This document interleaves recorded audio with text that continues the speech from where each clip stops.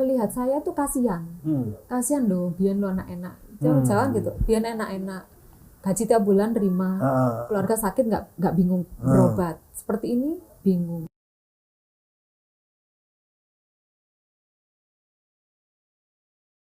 Assalamualaikum warahmatullahi wabarakatuh teman-teman sekalian. Terima kasih telah berkunjung di channel Bantu Bisnismu. Seperti biasanya di channel ini kita akan membahas mengenai serba-serbi tentang keuangan, bisnis, dan manajerial. Dan pada kesempatan kali ini kita telah kedatangan Bu Rika Angelina. Panggil Bu atau Mbak? Kakak. Kak Rika. Iya. Boleh deh. Ya, terserah. Ibu boleh. Ibu sudah ya? ibu-ibu soalnya. Oh iya. Iya. Gitu. Tapi nggak maksudnya lebih nyaman dipanggil Bu Rika? Tuh. Mbak juga ada apa-apa. Mbak aja ya. Tuh. Jadi Kak Rika ini adalah seorang pengusaha handmade di Kota Malang. Jadi bisnisnya ini adalah custom ya. Iya. Banyak custom ya. Banyak custom. Kulit, batik dan lain sebagai macamnya, banyak jenisnya lah. Nah, sekarang kita akan berkenalan dengan Kak Rika. Nah, Kak Rika coba bisa perkenalkan tentang dirinya nggak? Oke, nama saya Rika. Saya owner dari Lavani Handmade. Craft, kemudian ibu dari 2 orang anak.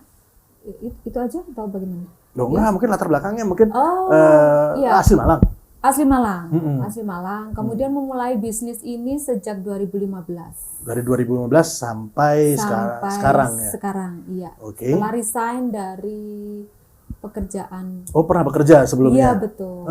Bekerja. Bekerja dari tahun berapa? Bekerja dari secara resmi tahun 2000. Tapi sebelum itu sekitar 9 hampir akhir itu sudah mulai bekerja sebagai part time. Berapa lama itu jadi total bekerja? Total bekerja 15 tahun. Di satu perusahaan atau ganti-ganti? Di satu perusahaan. Wih, betah banget. Betah banget, nyaman banget. Berarti dari anak lahir sampai anak SMA? Enggak, kalau misalnya ternyata dari anak lahir sampai umur 15 tahun itu kan sampai kelas 2, sampai kuliah nih. Gitu. Betah. Nah, kenapa kok bisa buat betah banget di ini kerja? Begini, waktu itu sudah merasa nyaman dengan kondisi. Dari sejak kuliah sudah merasa nyaman karena saya berpikir ketika saya kuliah saya sudah bekerja di satu instansi yang saya pikir itu cukup kredibel. Sementara teman-teman yang lain masih belum bekerja. Masih akan bingung mencari pekerjaan ketika mereka lulus kuliah. Nah, dari situ karena rasa nyaman itu tadi, kemudian sampai menikah dan punya anak. Satu hal yang buat saya nyaman karena mungkin salah satu passion saya juga di situ. Dari cita-cita kecil pengen jadi guru. Jadi di situ saya juga bekerja, pada akhirnya juga mengajar. Gitu. Jadi jadi guru atau posisi lain dulu sebelum jadi guru? Sebelum jadi guru saya sempat jadi librarian atau perpustakaan. Bekerja di satu perpustakaan, kemudian berpindah tetap di satu instansi, di salah satu sekolah, kemudian di teacher assistant atau asisten guru, kemudian double. Jadi teacher assistant juga mengajar bahasa Indonesia. Bahasa Indonesia? Berapa lama mengajar bahasa Indonesia tuh? Bahasa Indonesia mengajar selama sekitar 5 tahun. Emang latar belakangnya dulu kuliahnya di bahasa? Saya kuliah di bahasa Inggris, tapi mengajarnya bahasa Indonesia. Kok bisa? Unik ya? Uniknya karena saya bekerja di salah satu sekolah internasional yang semua muridnya itu ekspatriat. Oh, boleh. Betul. Jadi kalau bahasa Inggris saya nggak mungkin ngajar karena mereka lebih jago. Tapi saya mengajar bahasa Indonesianya. Mengajar bahasa Indonesia ke orang ekspatriat beda, beda Pak mengajar. Bedanya itu di mananya? Bedanya, kurikulum kita berbeda. Yang pasti kita mengenalkan bahasa Indonesia dulu. Setelah itu baru, kalau kita kan belajar bahasa Indonesia pakemnya atau grammarnya mungkin ya. SPOK ya, SPOK itu ya. Itu. Kalau mereka kita mengenalkan artinya dulu, kemudian kurikulum yang kita pakai adalah bahasa Indonesia yang akan sering dipakai dalam kehidupan sehari-hari mereka. Jadi yang daily life. Oh, daily life. Seperti itu. Kayak conversation gitu, percakapan. Betul. Jadi kalau misalnya kayak majas enggak ya? Enggak. Enggak ya? Enggak. Berarti Anda enggak mesti menguasai majas tuh? Enggak. Betul. Karena jadi itu dulu ya, aku juga dulu majas tuh iya. Totem prototem, tadi mau tanyain loh tadi itu. Totem bedanya pas prototem atau totem pro parte ya, Pak? Iya, seperti itu sama culture kita. Kita masukkan culture Indonesia ke gitu. murid-murid ekspatriat. Seperti itu. Jadi mengajar bahasa Indonesia. Terus Terus kenapa kok 15 tahun Anda berada di zona nyaman tadi? Satu zona nyaman. Ini sampai menikah itu berarti ya? Sampai punya 2 orang anak. Itu masih mengajar? Masih mengajar. Betul. Berarti Anda kan sudah nyaman, Anda sudah punya suami bekerja juga kan? Suami apa? Entrepreneur juga. Iya. Ya maksudnya kan Iya. Anda kan berada ibaratnya kan kalau istri itu kan ya sudahlah suaminya kerja, aku kan tinggal passionku aja, tinggal menjalankan passion. Betul. Anda sudah berada di zona nyaman. Apa yang membuat Anda lebih memilih untuk pindah kuadran? Satu hal saya punya begini, karena saya kecil kan cita-citanya jadi guru. Kemudian saya sudah kesampaian, seharusnya ya wes lah. Nah, ya kan? Gitu ya. Gitu kan? Apalagi secara umur mungkin, sudah nggak waktunya untuk keluar dari seperti itu. Tapi saya merasa bahwa saya pengen tularkan apa yang sudah saya dapat ini ke bangsa saya sendiri. Awalnya seperti itu. Kemudian saya pengen punya waktu yang lebih dengan anak, karena selama saya bekerja anak-anak dengan asisten rumah tangga seperti itu. Dan kalau dulu pengen punya 1 hari gitu untuk izin, itu izinnya susah. Oh susah ya? Harus cuti, ngurus cuti. Tanggung jawab harus dilimpahkan ke ini. Kalau tidak ada kita nggak bisa cuti. Dan itu semacam itu. betah sampai 15 tahun. Iya mungkin. Iya pentingnya tuh sampai 15 tahun. Mulai jenuhnya di tahun keberapa? Mulai jenuh itu sebenarnya di tahun ke-13 tuh sudah. Sebenarnya begini. Setiap orang pasti punya titik jenuh. 10 tahun tuh pasti ada titik jenuh ya. Oke. Pernah mengalami titik jenuh. Tapi untuk keluar saya masih belum berani. Karena mungkin ya ini saya mendapat penghasilan dari sini sudah gitu ada kan. Penghasilan. Semua kesehatan keluarga ditanggung, jadi kan itu nggak sudah nyaman banget itu. Betul. Tapi itu tadi ada beberapa hal yang ingin saya di luar. Satu hal, kalau di tempat saya itu tidak ada jenjang karir. Kalau saya jadi pegawai negeri, katanya jadi guru di sekolah lain, mungkin saya sudah bisa mencapai yang jadi kepala sekolah paling. Mungkin seperti itu, atau setidaknya punya sertifikasi lah. Tapi kalau di tempat saya nggak bisa. Tapi meskipun nggak ada jenjang karir, gaji naik kan? Naik. Ada kenaikan naik lah, sih, iya dong. Bayarnya dolar nggak? Enggak. Oh enggak? Dolar Malang. Kirain ini sekolah internasional bayar enggak ya? Enggak. Tetap kurs rupiah. Tetap kurs rupiah. Nah, oke. Sampai 13 tahun kemudian? Nah, itu akhirnya bertahan karena suami, ya itu keluarga mungkin ngapain sih keluar? Itu kan pasti ada pertentangan itu kan. Ngapain sih keluar? Jangan dulu lah. Tahun depan lah. Oke, tahun depan 14 tahun. Tambah kok nggak nyaman ya? Maksudnya gejolak untuk saya pengen punya waktu lebih, pengen mengeksplor lagi apa sih yang bisa saya kerjakan di luar.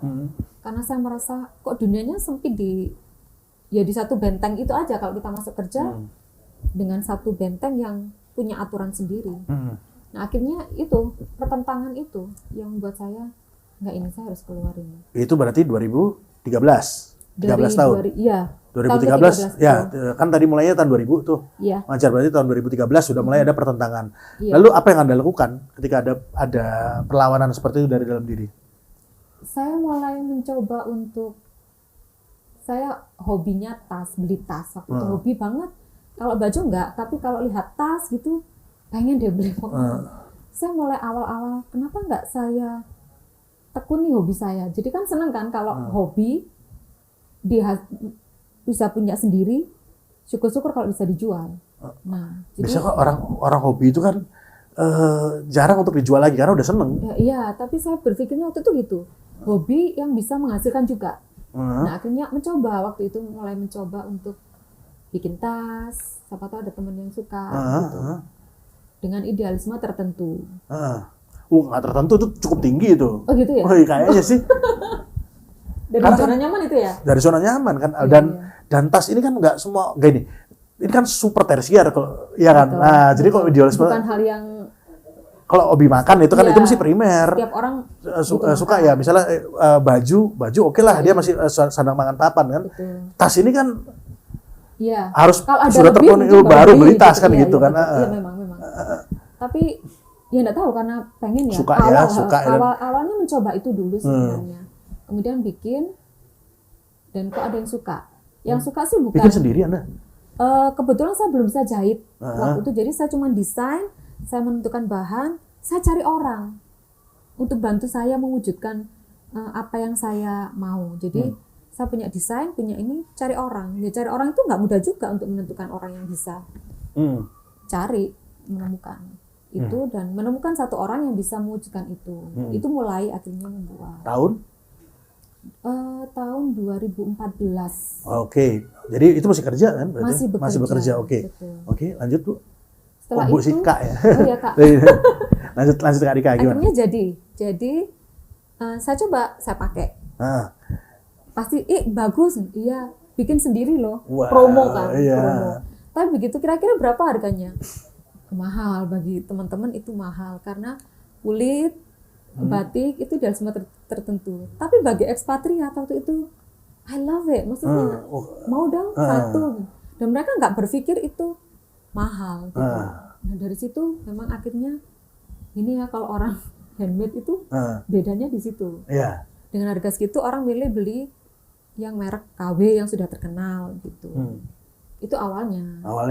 Terus lanjut 2014 itu kan? 2014 sampai 2015 akhirnya benar-benar memutuskan untuk resign. Anda memutuskan untuk resign apa karena ini sudah penghasilan sudah lebih gede dari gaji Anda? Enggak juga ya? Belum. Kalau secara penghasilan lebih besar gaji saya. Sebetulnya ya. Sebetulnya. Terus apa yang membuat Anda di satu cukup pede bahwa ini produk pede, ini ya, betul. itu? Di satu sisi sebenarnya ada begini, kalau di sekolah ekspatriat itu biasanya guru-guru ekspatriat itu kalau sudah cocok sama satu orang dia tidak akan lepaskan. Dan kebetulan guru yang saya asisteni beliau menahan saya sebenarnya saya sudah mengajukan resign dari 2014 tapi beliau mohon untuk saya bertahan dulu. Ketika beliau kembali ke negaranya itu saya merasa ya sudah saya nggak punya tanggungan lagi, nggak punya beban lah istilahnya seperti itu. Kemudian saya juga pengen kayaknya ini waktunya saya deh untuk punya waktu luang, punya kebebasan waktu, punya kebebasan untuk mengeksplor diri saya lagi. Awalnya saya karena ingin eksplor diri saya juga kayaknya memutuskan untuk berhenti tahun itu 2015. Dan saya harus menekuni karena saya sudah nggak punya penghasilan dari situ. Mau nggak mau saya harus kembangkan yang sudah apa saya yang Anda ini ya Anda putuskan tadi. Betul. Begitu. Lalu perjuangannya gimana? Pernah jatuh? Sering. Sering. Kalau orang bilang jangan sampai jatuh di lubang yang sama gitu ya. Tapi saya beberapa kali jatuh. Di lubang yang sama. Hampir sama mungkin ya. Gimana? Apa ada cerita menarik? Sama dengan gini. Karena saya belum mengerti banget bagaimana bisnis itu berjalan.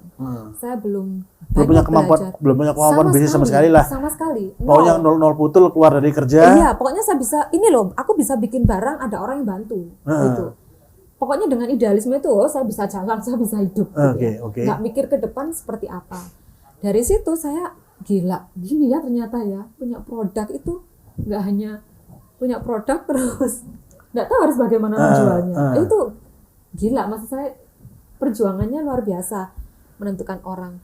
Jatuhnya ketika percaya sama orang beberapa kali dikasih pekerjaan beres, kemudian saya kasih yang besar. Ini berarti internal tukang. Iya, tukang. Begitu dikasih pekerjaan besar, beliau menghilang dengan segala apa yang sudah saya berikan. Apa aja yang sudah diberikan? Mungkin bahan baku, bahan baku kan. Kemudian jadi bayar lunas di depan. Mesin jahit dan lain-lain. Kalau mesin jahit karena waktu itu saya masih belum punya. Ya orangnya punya sendiri lah ya. Iya betul. Karena saya cuma punya desain dan saya punya bahan, beliau yang menentukan mengerjakan gitu. Sudah. Berapa kali tuh ketipu sama ya bisa dibilang ketipu ya? Iya, bisa dibilang ketipu. Itu berapa kali tuh? Satu kali itu untuk yang tukang. Kemudian dapat lagi itu bukan dibawa lari, tapi hancur itu sudah jadi tapi tidak sesuai. Tidak sesuai dengan apa yang didesainkan lah ya. Betul. Bahan juga sepertinya berganti, jadi kulit yang bagus kok aneh gitu. Gitu. Ada lagi dikerjakan harusnya 1 minggu tapi molor sampai akhirnya sudahlah. Begitu. Jadi karena belum punya basic yang benar tentang bagaimana bisnis berjalan, bagaimana mengolah SDM dan belum mempunyai SDM sendiri. Apa waktu itu suami nggak ikut bantu? Kan suami kan memang entrepreneur juga ya. Betul. Apa nggak ikut mengajari mungkin gini loh caranya untuk menjalankan usaha atau bantu. Tapi satu sisi mungkin saya keras kepala ya. Oh. Gitu. Jadi kadang Iya, wes coba dulu. Kalau sudah coba dulu kan sudah tahu. Oh iya, maksudnya. Iya. Kayak anak kecil gitu ya. Iya. Ini nggak boleh begitu Terus jatuh coba. ceplok udah sakit Nah, toh kan ada. itu. Beberapa kali gitu. Iya, memang perjuangan juga ya dengan seperti itu. Lalu ketika Anda jatuh, bagaimana sikap keluarga? Yang tadinya bilangnya keluarga kan jangan resign dulu dong. Nah, begitu Anda resign, keluarga besar mungkin dari orang tua, terus atau mungkin dari anak atau dari lingkungan terdekat lah. Itu bagaimana menyikapinya? Mengomentari lah gitu. Kalau suami mungkin paham ya karena beliau juga dari orang yang entrepreneur jadi ya wajar lah ini suatu fase gitu ya. Betul, ada fase-fase seperti itu. Tapi kalau sebagai keluarga besar kayak orang tua begitu kadang melihat saya tuh kasihan. Kasihan loh, biar lo enak-enak. Jangan gitu. Biar enak-enak. Gaji tiap bulan terima. Keluarga sakit nggak bingung berobat. Seperti ini bingung. Pasti gitu. Tapi support itu tetap ya. Istilahnya apa nyuruh kerja lagi nggak? Nggak ya? Mereka enggak. Udah mereka tahu udah ya. bilang ya sudah kalau seperti ini Sabar gitu ya. iya itu yang Biasanya. Ya mau komentar apa lagi coba? Ya apa lagi ya itu sabar gitu aja. Membuat kuat. Nah, dari situ apa pelajaran yang bisa Anda ambil dari kejatuhan yang sudah pernah Anda kalau terima? Saya pikir setiap orang akan mengalami pembelajaran.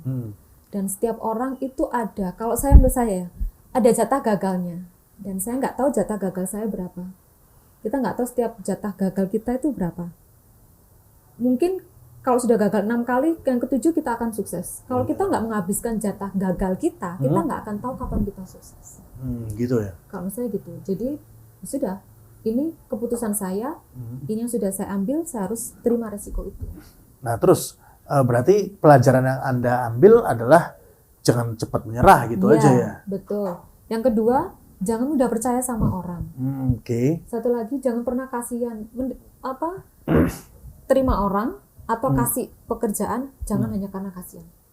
Itu nonsense. Gitu ya? Kita yang jadi dimanfaatkan. Maksudnya dari pelajaran itu ya, mungkin nggak semua orang. Cuman saya merasa, Ya, jangan kasih sesuatu hanya karena kasihan. Kalau kasihan, ya bikin sesuatu yang supaya dia bisa bekerja atau apa. ya kalau kasihan ya kasih aja Iya, gitu ya, betul. nggak usah mengharapkan timbal balik Iya, gitu betul. ya. Maksud saya gitu, kasih aja. Jangan bekerja atas dasar kasihan. Gitu. Nah, lalu setelah pembelajaran yang itu Anda pernah membangun sesuatu, terus habis itu jatuh, ketipu dan lain-lain, dan nggak kapok juga Nggak kapok. sampai sekarang kan, Iya. buktinya sekarang punya usaha yang cukup ya lumayan ya, kalau bisa dibilang lumayan lah ya. Karena nggak gampang loh bangun usaha dari idealisme itu kan nggak gampang. Iya betul. Karena orang yang suka sama idealisme kita kan belum tentu sama gitu dan loh. itu mengerucut, maksudnya Segmented banget. Betul, Banget. segmented. Nah, coba bisa Anda ceritakan nggak tentang usaha yang sedang Anda bangun sekarang, Lavani Handmade ini? Lavani Handmade itu berasal dari idealisme saya, bagaimana mengaplikasikan batik dengan kulit. Itu dari berbagai, maksudnya dari tas, pouch, fashion lah, seperti itu. Baju juga ada? Baju sementara belum, tapi aksesoris sempat. Aksesoris seperti kalung, anting itu kita produksi. Batik, kalung kulit ada memang? Ada. Ada ya kalung kulit? Ada, kalung kulit ada. Dari situ saya mencoba membawa idealisme saya untuk bisa menembus pasar. Istilahnya ini loh idealisme saya untuk brand saya. Oke. Tetapi dalam perjalanannya itu ternyata terbagi dalam 2 segmen. Ada memang yang bisa memahami produk saya yang seperti itu, dan Memahami bahwa ini produk ini nggak gampang, nggak murah loh gitu. betul. Kan, handmade Dan kan, mereka premium. yang sudah loyal tetap seperti itu.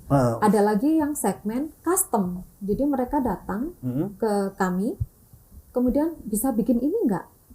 Gitu. Bisa bikin ini enggak? Seperti itu. Ada contohnya nggak, Mbak, produk? Oh, ada. Gimana? Ini untuk yang, nah ini dari idealisme nih, kulit sama tas batik. laptop nih. Ini bukan, ini kalau kita bilang bracelet. Jadi kulit sapi kemudian sama batik, bracelet. Kemudian Oke. Berapaan nih kalau kayak gini? kalau ini kulit sekitar 250. 250.000. Ini Iya. asli nih ya? Kulit asli. Kulit asli ya? Iya. Bedakan kulit asli sama enggak itu dari mana sih? Bisa dibakar biasanya. Atau ini, kalau kulit itu dia seratnya beda. Jadi kalau ini nih. Jadi kalau kulit itu ininya beda. Dia tidak berserat rapi, tidak teratur. Oke. Kalau dia yang Teratur itu sintetik berarti? iya, Oh. sintetik. Kemudian baunya, tapi tidak semua kulit itu bisa dibau. Nah itu kan makanya kan. Karena ada yang mengalami vektan. Jadi sistem proses kulit itu ada yang vektan, ada yang natural dijemur seperti itu aja, ada yang mengalami pewarnaan. Jadi tidak semua harus berbau semacam itu. Itu untuk kulit. Oke, ya ini tadi ya. Terus Ya, ini ini macam contohnya. juga wristlet, tetap dengan batik. Oh ini nggak ada kulitnya? Ini nggak ada kulitnya. Oh, kulitnya cuma hanya gini ya? sedikit, hanya sedikit. Jadi seperti itu. Kemudian ini. Nah kemudian yang custom itu ada yang datang kayak seperti ini bikin. Ini sih kalau para ARMY pasti tahu ini. Yang penggemar fanspace-nya BTS, ini custom. Beliau custom datang ke BTS sini. siapa tuh? Korea itu ya? Iya. Mas ampun. BTS. Update dong. Iya. Jadi taunya kenapa? Ya ini dari para ARMY ini namanya sebutan fanbase-nya mereka ARMY. Oh gitu. ARMY. Jadi Tadi aku pikir ARMY itu tentara gitu loh. bukan. Itu fanbase-nya K-pop BTS. Itu banyak sekali ini dan datang Ini bahannya apa custom. ini? Jeans ya? Bukan jeans kayak drill gitu. Jadi Ini custom ya? Saya mintanya kayak gini, nggak Bisa. mesti batik, nggak mesti kulit juga berarti. Nggak. Oh, iya. Jadi akhirnya beberapa yang datang ke kita tuh custom semacam itu. Atau ini juga salah satu customer. Oh ini Ini bagus nih. batik shibori dengan kulit. Oke. Jadi Terus custom. kalau tas kayak gini sampai berapaan ini? Kalau tas gini ini sampai 300. Oh nggak beda jauh sama segini, beda cuma 50.000 doang. Iya, ini kan kulitnya beda juga. Jadi ada level kulitnya juga berbeda. Oh gitu. Gitu. Gak pernah kepikiran soalnya. Iya. Kulit kok ada bisa beda. Ada. Jadi tergantung dari kulit Magetan itu berbeda lagi sama Sih gini tuh. Ini aja. kulit-kulit yang lain. Kemudian dari pewarnaan, kemudian finishingnya itu berbeda. Jadi level harganya berbeda. Dari yang paling laku itu yang paling banyak tuh yang mana? Custom atau yang handmade?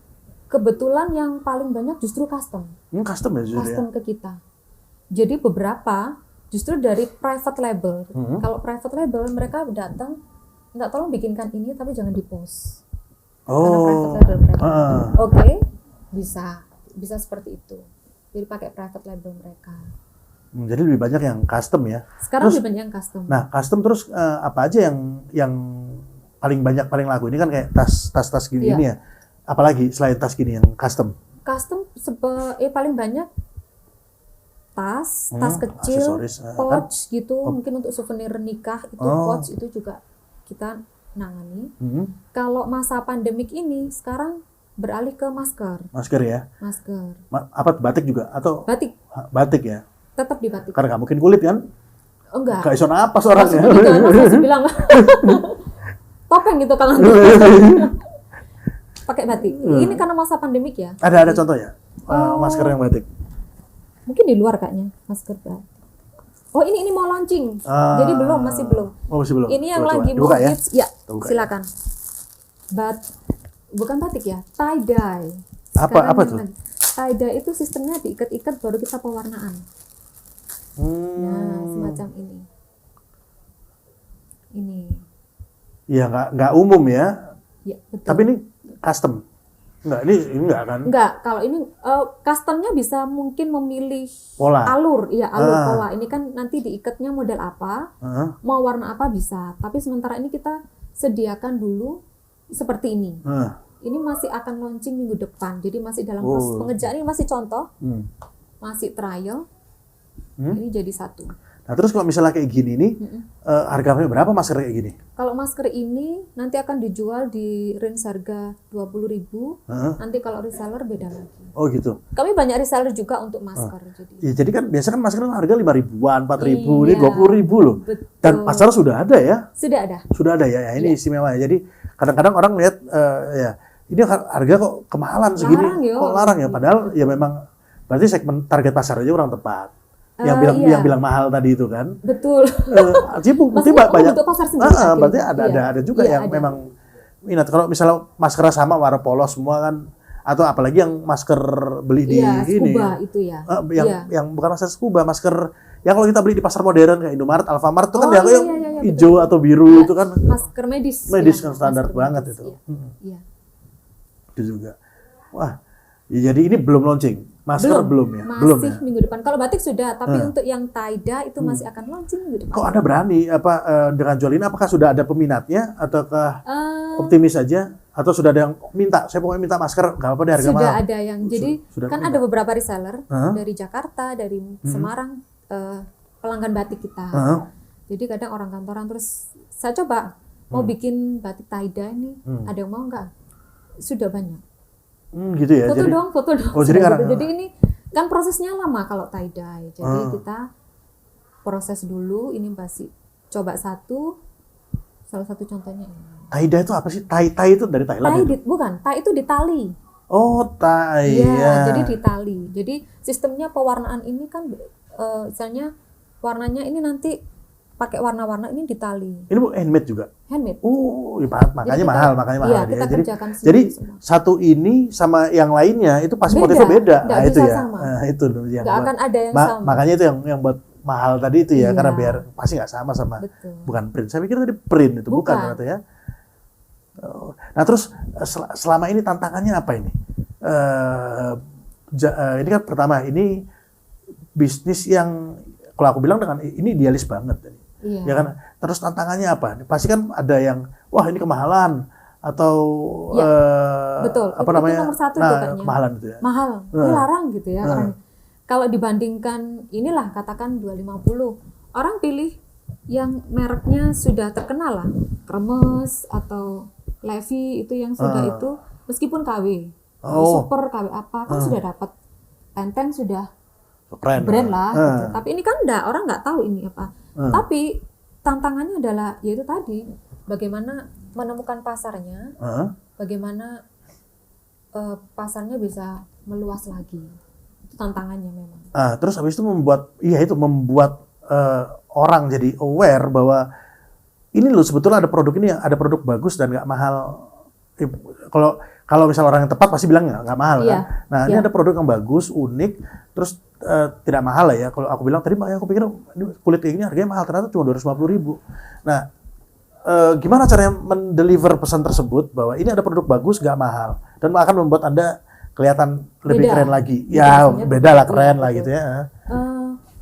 Sebenarnya untuk edukasi itu saya mencoba selalu bawa produk. Maksudnya saya membranding. Ini kayak baju ini berarti kan ini batik juga bukan? Batik, ini batik juga. Ini batik. Jadi membranding apa yang saya pakai, apa yang saya bawa itu adalah produk saya.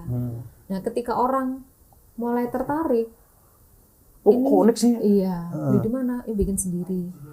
Ketika tanya harga kok mahal, saya kan jelaskan kalau seperti ini, kenapa mahal, kenapa seperti itu. Sebagian mereka mengerti sih. Kalau yang ya memang pasarnya handmade memang seperti itu ya, mereka mengerti dan bisa memahami. Kalau sebagian besar justru ekspatriat ya yang istilahnya. Nah itu loh, makanya kan tanya lah pokoknya.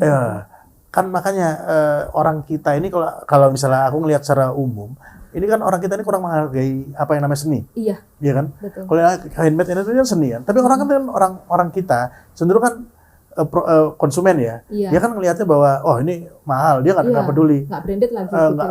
Nggak branded terus kecuali mungkin udah dipakai sama Bapak Presiden mungkin. Oh iya. Oh Bapak Presiden kalau udah pakai kan langsung bisa terkenal orang terkenal lainnya lah. Betul. Bisa kan ini kan siapa yang pakai ini kan belum ada.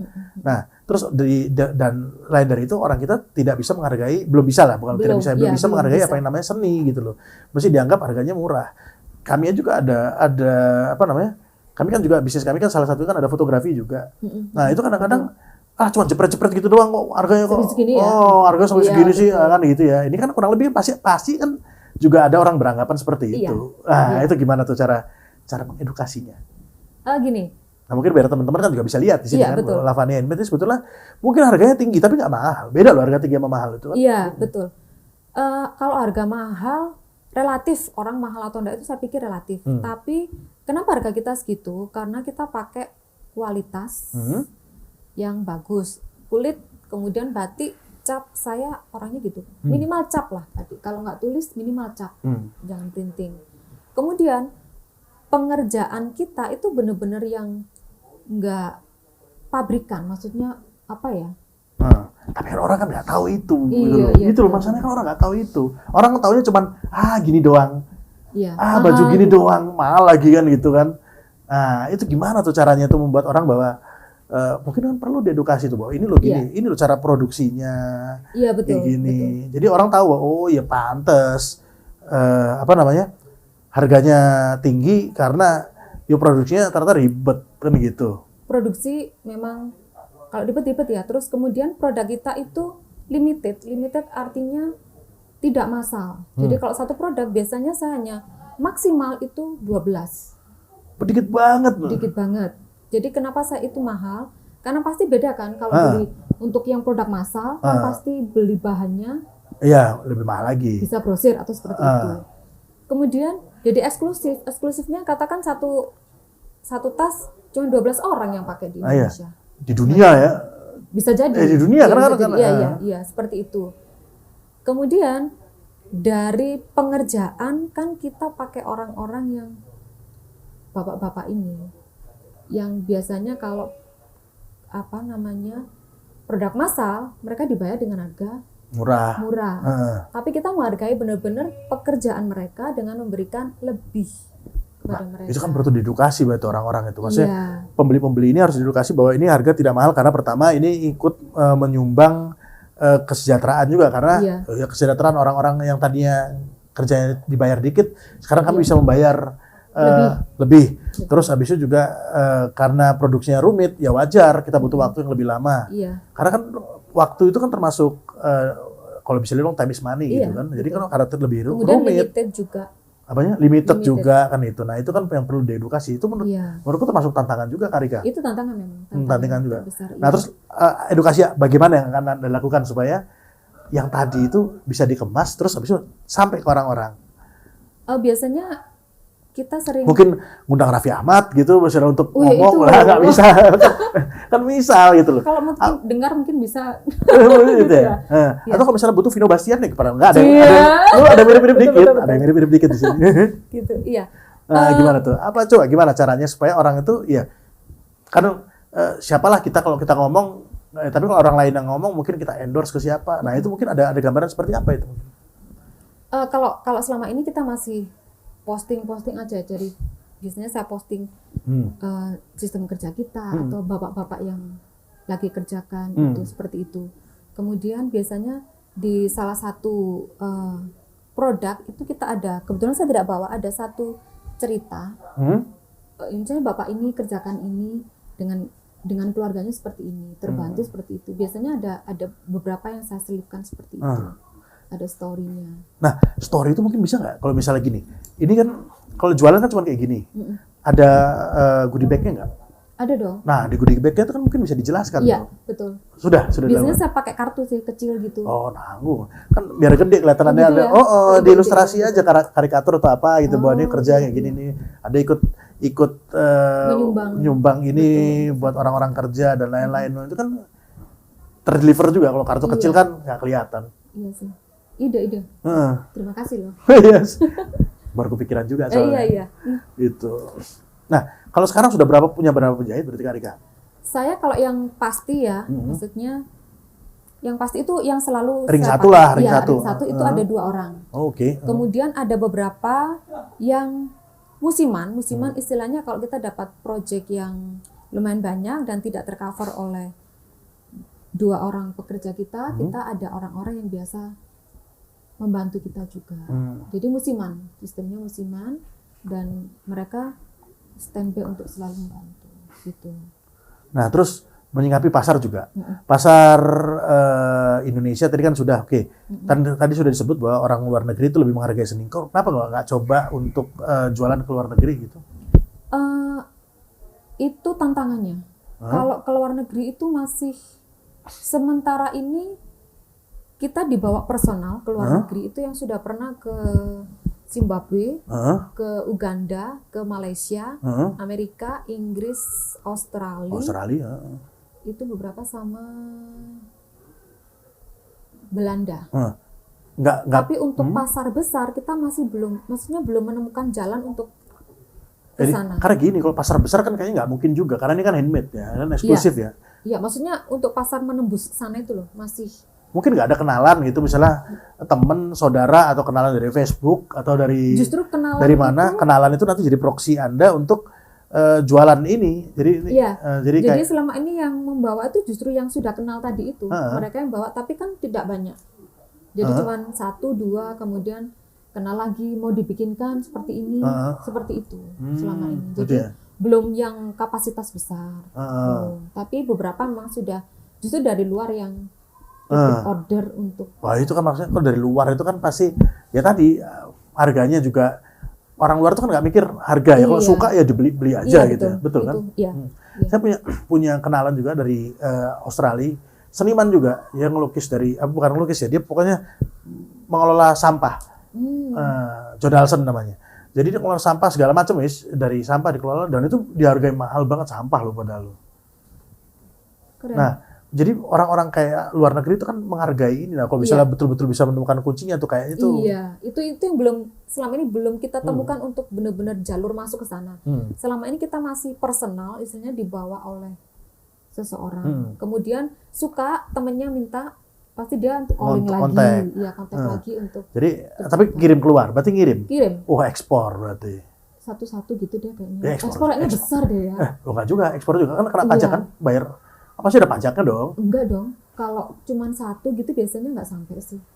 Masa? Masih di bawah pajak kan. Masih di bawah pajak ya? Oh gitu ya. Iya. Cuman 1, 2 gitu masih di bawah pajak. Masih aman. Nah terus abis itu kalau misalnya Anda lihat sendiri bisnis Anda ke depannya bagaimana? Kalau saya melihat sambil belajar ya, saya juga merasa bahwa bisnis itu Lavani Handmade ini. Lavani Handmade ini tidak bisa stuck di sini. Jadi saya akan terus belajar lagi, termasuk mendalami pasar. Karena saya merasa semakin hari pasarnya semakin besar. Besarnya itu gini, custom yang masuk ke kita tuh ternyata permintaannya semakin banyak ya. Iya, tidak hanya batik atau tidak hanya kulit atau tidak hanya BTS tadi ini, fans BTS. Betul, tapi ada beberapa custom hal lain yang masuk juga. Seperti apa? Tas sweat, atau mungkin mereka mau sajadah sempat, atau masker juga. Itu. Nah, sajadah tuh keren tuh. Iya. Tadi yang bilang sajadah itu kan unik pasti. Masih batik sih. Iya batik, tapi unik kan. Iya, kemarin hanya untuk satu acara gitu mereka. Bisa nggak bikin ini? Satu hal yang kita selalu katakan itu bisa. Jadi nggak pernah menolak. No, bisa. Bagaimana? Itu tempat kita belajar. Kalau belum pernah, katakan saja dah belum pernah kan. Mau nggak mau saya belajar di situ. Otomatis ya. Otomatis. Jadi memaksa kita untuk jadi lebih tumbuh, gitu kan? Explore lagi. Explore lagi apa ya? Itu. Artinya bisa. Nah dari situ saya merasa nanti ke depan, saya yakin Lavani Handmade ini akan jadi semakin istilahnya awareness di masyarakat, semakin soundingnya itu semakin luas lah. Begitu. Sampai di posisi mana kira-kira? Apakah Anda punya seperti kawasan batik sendiri atau pengennya gitu? Saat 5-10 tahun lagi pengen setidaknya punya galeri lah atau offline store lah. Kalau selama ini kan belum, kita memang masih homemade, masih di rumah. Tamu kadang ya ke rumah, atau kalau enggak misalnya melihat di salah satu galeri kita. Galeri Anda kan biasa kemana aja? Ke hotel-hotel? Ini selama pandemi masih di Atria Hotel Malang. Itu ada salah satu galeri UKM Amang TV. Itu dari beberapa teman kita punya satu vendors di sana. Oh gitu. Ya artinya kan bisa lihat ke sana juga ya? Iya, bisa di Hotel Atria Malang. Gitu. Nah, kawasan kalau di Kota Malang ini kan, Kota Malang kan segini doang nih. Iya. Kira-kira mau di mana ini ya? Yang cocok buat outlet tadi? Buat outlet ya. Kalau saya merasa nggak harus di tengah kota, tapi mungkin ya Kawi gitu mungkin bisa kayaknya. Kawi tengah kota ya? Iya, makanya aku juga bingung tadi. Kawi. Oh iya. Maksudnya gini, saya pikir kalau brand kita sudah aware.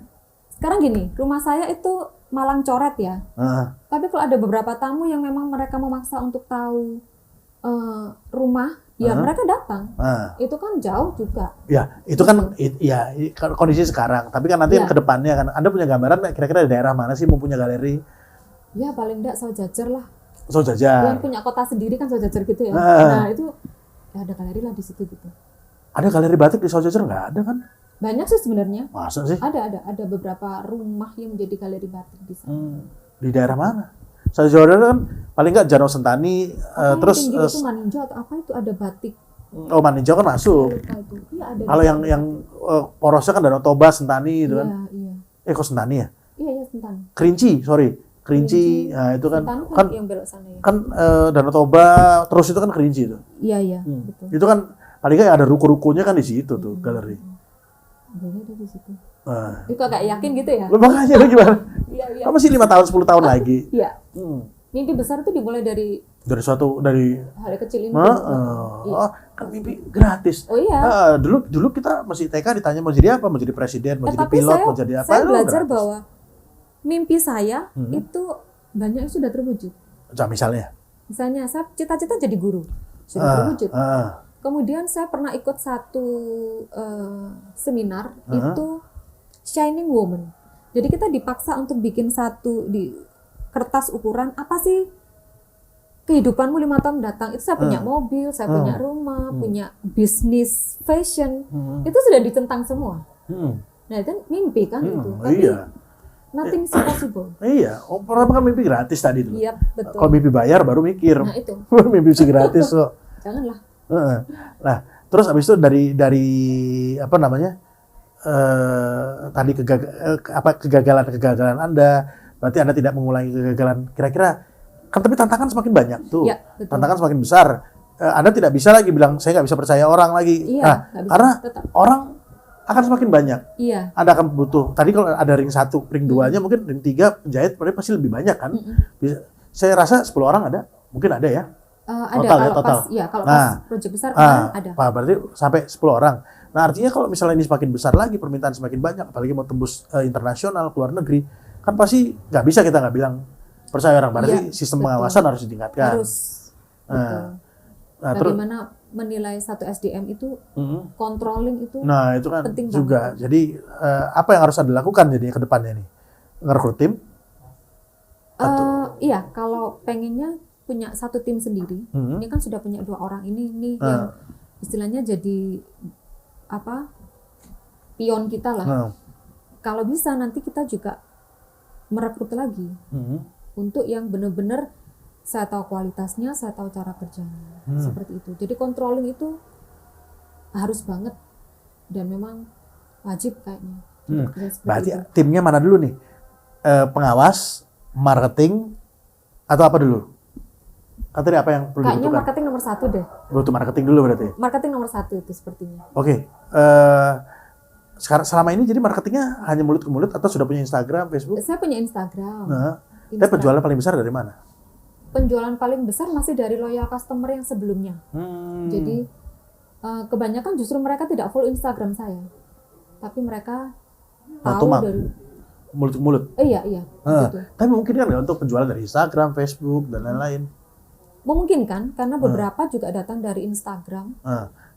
Karena kan tadi kan butuhnya marketing, berarti marketing nih kerjanya ngapain gitu kan? Ya paling nggak kan posting atau apa? Iya. Posting dan handle ini medsosnya. Nah iya kan berarti kan yang tadi mungkin tidak terlalu tergarap karena sekarang pasar existingnya baru dari existing marketnya dari yang ada kan. Iya. Selama ini masih single fighter, maksudnya saya pegang sendiri. Doraemon berarti. Baling bambu. Lah makanya semuanya digarap sendiri. Enggak, maksudnya untuk yang medsos ya. Oke. Masih saya pegang sendiri. Tapi semuanya enggak cuma medsos, desain juga ada. Oh iya. Lah berarti belanja juga sendiri biasanya. Lah iya berarti. Padahal dan itu pasti kan suatu saat kan pasti akan gempor juga. Oh gempor. Akan gempor juga. Iya. Dan gempor biasanya. Tapi usaha ini kan udah lumayan ya. Kalau saya lihat kan Kak Rika ini ya sudah punya rumah, sudah punya mobil dan lain-lain dari usaha ini. Berarti sebetulnya usaha ini sangat menjanjikan. Kalau ditekuni dengan benar-benar masih sangat. Enggak, artinya dengan single fighter pun sudah bisa punya mobil sendiri, sudah punya rumah sendiri. Terus abis itu cita-cita pengen punya apa lagi sendiri? Helikopter. Tadi tinggal gerai tadi ya. Kali ya. Mimpi kalian kan boleh gratis. Gratis bebas. Ya kan? Masih disyukuri dulu lah. Ya paling enggak galeri. Punya apartemen tuh gampang. Gitu ya. Tanda dari dulu aja. 2,5 juta sudah punya. Terus angus, tapi nggak apa-apa. Saya udah pernah punya apartemen dan nggak ada masalah. Betul. Nah, Iya. terus tadi berdasarkan passion, ya kalau misal disuruh milih untuk mengajar dan jadi entrepreneur, pilih mana? Kalau suruh memilih ya, Nah, kan nggak harus pilih salah satu ya. harus salah satu. Saya pikir itu nggak bisa pilih salah satu. Nggak gini. Karena jadi entrepreneur itu kita bisa mengajar loh. Loh iya, makanya itu kan pilihannya mana yang lebih Anda saya pilih lah sekarang nih kalau misalnya untuk passionnya itu lebih kuat mana, jadi entrepreneur atau ngajar? Waduh. Karena gini, kalau jadi entrepreneur kan saya kan juga ngajar, Iya. saya juga ngajar, tapi bisnis saya juga jalan. Betul. Tapi kalau misalnya Nah dibilang, itu dua. nah bisa kan, tapi passion saya adalah di entrepreneur, ngajarnya bukan jadi passion, bukan jadi passion nomor utama, satu. bukan Iya, saya diminta tolong buat ngisi di mana, oke Yes. lah gitu loh. Nah kalau Karika sendiri nih, suruh milih antara entrepreneur sama ngajar, Susah loh ini sungguh loh. loh iya makanya. Kalau saya tadi bilang, saya yang penting dapat duit dulu, bisnis jalan, baru saya mau Kayaknya kalau dapat duit itu kebutuhan desa juga nomor satu itu. kayak itu dulu. Iya. Nah berarti kalau misalnya nah itu berarti permasalahan gini, kalau misalnya ngajar dan dibayar mahal, Mau dong. lah iya berarti kan entrepreneur harus Entrepreneur mikir. itu. Loh, Bisa ngajar dibayar mahal. Saya pikir gini, Titut, nah gimana? jadi entrepreneur kalau kita sudah punya satu tim yang solid, itu Lavani Handmade ini bisa autopilot, itu kita bisa tinggalkan deh. Maksudnya bukan tinggalkan, tapi kita bisa autopilotkan itu ke tim kita. Kita bisa ngajar. Kalau dibayar mahal ya, ini maksudnya kalau dibayar mahal ya. Loh iya makanya. Iya, kalau ya hanya minta tolong atau seperti itu, saya pilih entrepreneur deh. Nah karena kayak gini, contoh, saya kan juga dulu kuliah di Surabaya. Iya. Nah, saya teknik sipil. Dosen-dosen saya itu banyak ya teknik sipil. Berarti lebih banyak proyek. Uangnya lebih banyak dari proyek. Gitu. Bangun apa, Iya, bangun jembatan, betul. bangun dermaga, dan lain-lain ya. Tapi passionnya ngajar. Jadi saya jadi milih ngajar. Tapi bonusnya dapat project. Jadi dapat project itu bonus. Dapat project bonus. Dapat project Oke. itu bonus. Tapi saya pengen passionnya ngajar. Gitu loh. Jadi Sebenarnya kalau boleh milih entrepreneur dan mengajar itu bisa satu jalan kok. gimana caranya? Kita bisa mengajar. Kalau misalnya Anda punya sekolah, memang entrepreneur dan mengajar jadi satu jalan. Saya punya bisnis pendidikan, sekolah gitu. Bisa jadi. itu kan jadi. itu kan satu jalan. Tapi kalau Iya. misalnya dengan Lavani Handmade ini kan berarti kan mesti, kecuali ngajarnya ngajar bikin batik atau ngajar Iya. ini segala macam. Nah, tapi Kalau kalau saya mengajar asal tidak terikat waktu, maksudnya 7 to 5 atau itu, saya masih akan jalani. Tapi kalau sudah terikat, meskipun dibayar mahal, say no. no. Itu sudah komitmen dan keluarga seperti anak-anak sudah merasakan dulu yang si kecil dari hidup sama asisten sampai besar dengan sekarang dengan adanya orang tua di sampingnya itu beda. Jadi mereka bilang boleh kerja asal ketika mereka sudah ada di rumah, saya juga sudah ada di rumah. Jadi untuk mengajar yang full itu belum bisa untuk saat ini. Iya. Kalau nggak mau akhirnya entrepreneur ya pilihannya ya. Iya, bisa jadi. Makanya kan.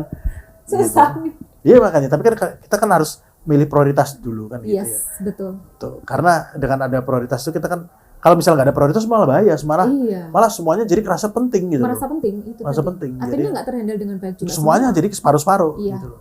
Iya. Jadi entrepreneur ya. Iya. Jadi pilihan entrepreneur. Ngajar ya selingan lah gitu ya. Ya, bolehlah bantu gitu. Bonus. Istilahnya masih tetap ini passionnya. Passionnya jalan. Passionnya masih jalan. Terus kalau disuruh ngajar, kira-kira pilih ngajar apa? Kalau saya karena basicnya bahasa Inggris, saya pilih ngajar bahasa Inggris. Tapi sekarang ini yang saya ngajar juga nggak hanya bahasa Inggris, batik, kemudian ecoprint, craft, pemanfaatan sampah daun, kemarin juga ngajar. Seperti itu. Kok nggak nyoba ini sih? Gandeng kayak misalnya jadi social planner gitu, misalnya gandeng kan tadi ada pemantauan sampah dan lain-lain ya, kayak misalnya lapas wanita atau apa bisa dimanfaatkan. Jadi ada orang yang digaji buat kerja, ada namanya juga naik jadi social planner.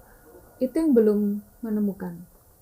Lapas kan ada berapa lapas? Lapas mereka, saya pernah ke lapas, mereka sudah punya satu project yang sudah di-hire. Oh, sudah.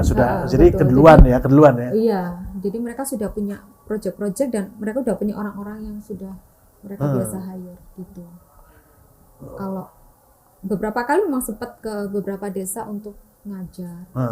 Jadi pemanfaatan sampah. Maksudnya sampah daun, bikin itu. Kemudian. Soalnya bagus tuh proyek sosial kan karena sekarang ya cari kerja juga susah. Iya. Orang yang tingkat pendapatannya ya bisa dibilang miskin ya. Itu kan banyak ya, mesti banyak. Artinya kalau misalnya bisa dikelola sedang satu kelompok terus habis itu bisa dikasih kerjaan itu kan pasti bagus tuh. Tuh. Ya. Mungkin ke depan bisa tuh. kalau bisa ada yang gandeng lah gitu ya, bersinkronisasi kolaborasi gitu. Bisa. Oke Kak Rika, mungkin closing statement dari Kak Rika. Closing statement dari saya, untuk memulai bisnis tidak harus punya uang atau modal yang besar. Yang penting satu harus niat. punya wajah yang cukup menarik, nggak perlu juga ya. Kalau modalnya untuk jadi model itu nomor 1 deh. Oh iya, jadi mana? Kalau ini enggak deh, biasanya kan di balik layar, nggak kelihatan kan orangnya gitu. Yang nomor 1 niat. Oke, niat. Nomor 1 niat. Belajar terus. Kemudian nomor 2 itu kita bekerja dengan orang. Kita kan pasti akan bekerja dengan orang. Jangan bekerja dengan orang hanya karena kasihan.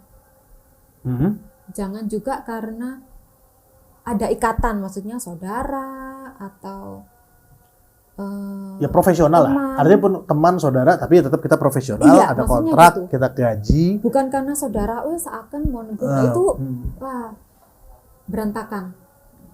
Kemudian yang terakhir nih, jangan pernah takut untuk gagal, karena setiap orang menurut saya punya jatah gagal sendiri-sendiri. Dan kita nggak pernah tahu jatah gagal kita kapan habisnya. Kalau kita nggak menghabiskan jatah gagal, kita nggak akan menuju di suksesnya ini loh. Tapi kalau sebelum jatah gagalnya habis udah dipanggil duluan sama yang di atas gimana? Ngeri pasti. Enggak lah. Ada, bukti banyak orang yang sudah meninggal bawa penyesalan. Tapi satu hal, kesuksesan tiap orang beda loh. Kesuksesan tiap orang beda. Nah itu ya, jadi jangan cuma lihat dari gagalnya doang. Iya. Dari suksesnya juga. Suksesnya.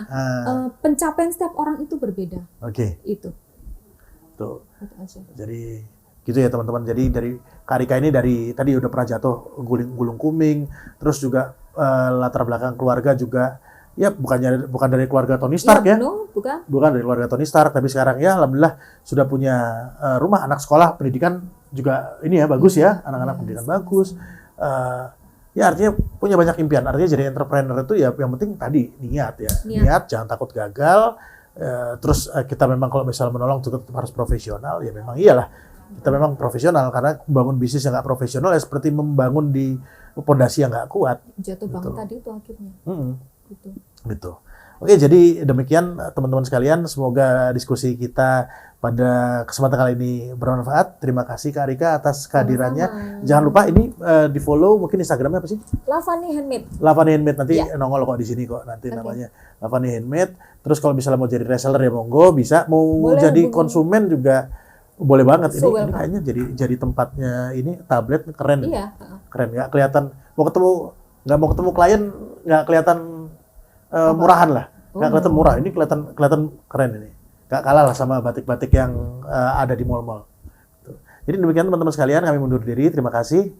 Sampai jumpa di video selanjutnya. Kami mundur diri. Assalamualaikum warahmatullahi wabarakatuh.